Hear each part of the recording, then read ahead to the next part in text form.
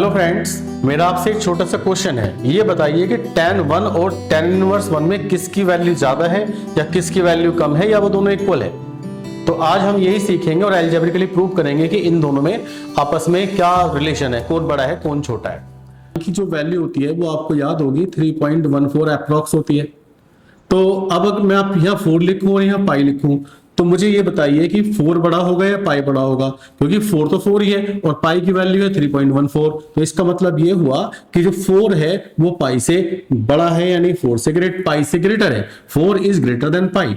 और अगर मैं इन दोनों साइड्स को 4 से डिवाइड कर दूं तो जब 4 को 4 से डिवाइड करूंगा तो यहाँ 1 आएगा, और जब इसको डिवाइड करूंगा तो यहाँ पे आएगा पाई अपॉन 4।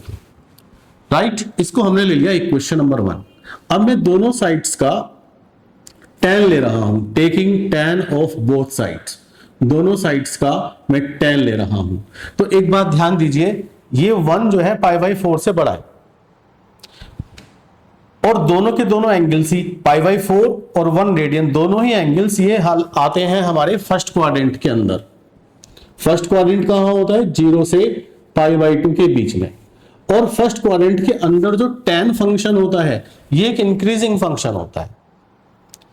इंक्रीजिंग फंक्शन का मतलब ये होता है कि अगर हम एंगल को बढ़ाएंगे तो उसके tan की वैल्यू भी बढ़ेगी। अभी मैं फर्स्ट क्वाड्रेंट की बात कर रहा हूं, बाकी क्वाड्रेंट से भी मेरा कोई मतलब नहीं है।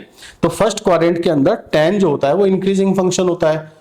और कौन होता है इंक्रीजिंग फंक्शन फर्स्ट क्वाड्रेंट के अंदर? साइन भी इंक्रीजिंग फंक्शन होता है फर्स्ट क्वाड्रेंट के अंदर, लेकिन कोस जो होता है वो डिक्रीजिंग फंक्शन होता है। तो मैं इस वीडियो के एंड में भी आपको बताऊंगा कि ये हम पता कैसे करें कि फर्स्ट क्वाड्रेंट के अंदर tan इंक्रीजिंग फंक्शन है, साइन इंक्रीजिंग फंक्शन है और कोस डिक्रीजिंग फंक्शन है। वीडियो के एंड में आपको ये बताऊंगा। अभी पहले मैं ये क्वेश्चन कंप्लीट कर लेता हूं, तो वीडियो के एंड तक आप रुके रहिएगा।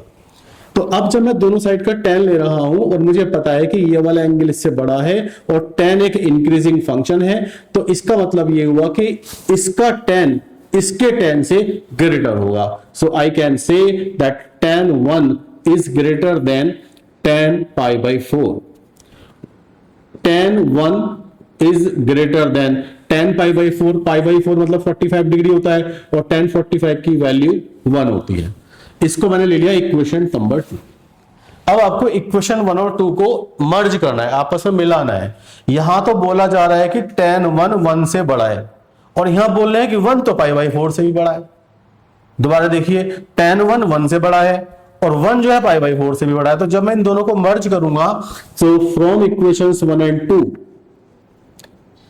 हमारा कंक्लूजन क्या आएगा कि ये वाला tan 1 इस पाई बाई 4 से ग्रेटर है। सो tan 1 is greater than pi by 4। और अब मैं इसमें एक ITF का एक छोटा सा कंसेप्ट यूज कर रहा हूं कि मैंने यहाँ tan इनवर्स भी लिखा, मैंने यहाँ tan भी लिखा, पाई बाई 4 से जस्ट पहले tan इनवर्स भी लिख दिया, tan भी लिख दिया। So implies that tan 1 is greater than tan inverse और tan पाई बाई 4 की वैल्यू होती है 1।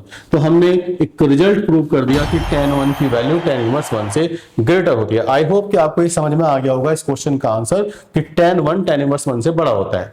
अब मैं आपको ये बताता हूं कि फर्स्ट क्वाड्रेंट में हम ये कैसे याद रखें कि tan इंक्रीजिंग फंक्शन है, साइन इंक्रीजिंग फंक्शन है और कोस डिक्रीजिंग फंक्शन है। उसके लिए छोटी सी ट्रिक बताता हूं। आप ये मुझे बताइए, कोस 0 की वैल्यू क्या होती है? 1 होती है। और कोस 60 की वैल्यू क्या होती है?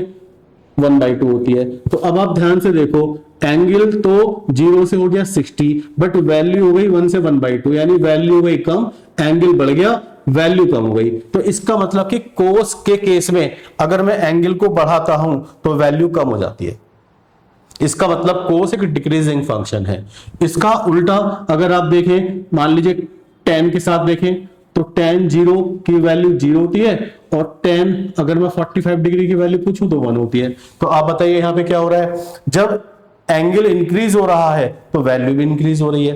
तो इसका मतलब हुआ कि फर्स्ट क्वाड्रेंट के अंदर जो हमारा tan है वो एक इंक्रीजिंग फंक्शन है।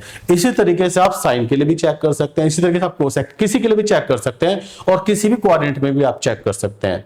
आई होप आपको ये थोड़ा इंक्रीजिंग डिक्रीजिंग फर्स्ट क्वाड्रेंट के रेफरेंस में समझ में आया होगा। Thank you for watching.